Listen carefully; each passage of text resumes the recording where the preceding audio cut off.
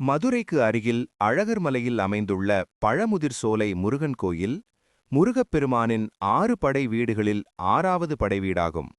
இங்கு முருகன், வள்ளி, தெய்வானையுடன் காட்சி தருகிறார்.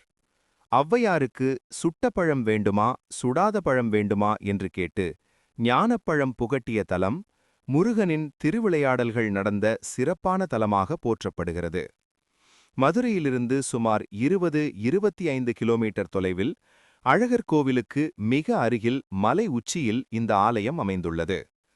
தமிழ் புலவர் ஔவையார் தாகத்துடன் ஒரு நாவல் மரத்தடியில் ஓய்வெடுத்துக் கொண்டிருந்தார்.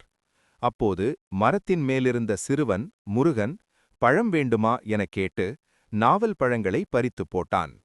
ஔவையார் சுட்ட பழம் வேண்டும் என்று கேட்க முருகனின் ஞான விளையாட்டை உணர்ந்து வியந்தார்.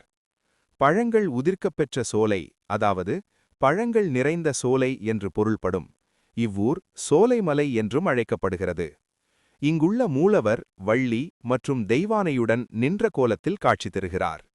கண்குளிர முருகனை அருகில் காணக்கூடிய தலமாக இந்த கோயில் உள்ளது. இங்குள்ள நாவல் மரம் தல விருட்சமாக வழிபடப்படுகிறது.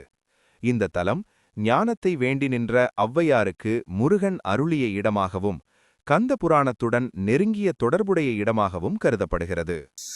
இன்னைக்கு செம்மையா ஜாலியாக செம்ம சூப்பர் தரிசனமாக இருந்துச்சு. பழமுதிர் சோலை அது நாங்கள் நினைக்கவே இல்லை, இவ்வளோ அற்புதமாக இந்த பழமுதிர் சோலை சுப்பிரமணியனை, முருகனை, ஆறுமுகனை தரிசித்தது ரொம்ப சந்தோஷமாக இருக்குது. சூப்பராக இருக்குங்க.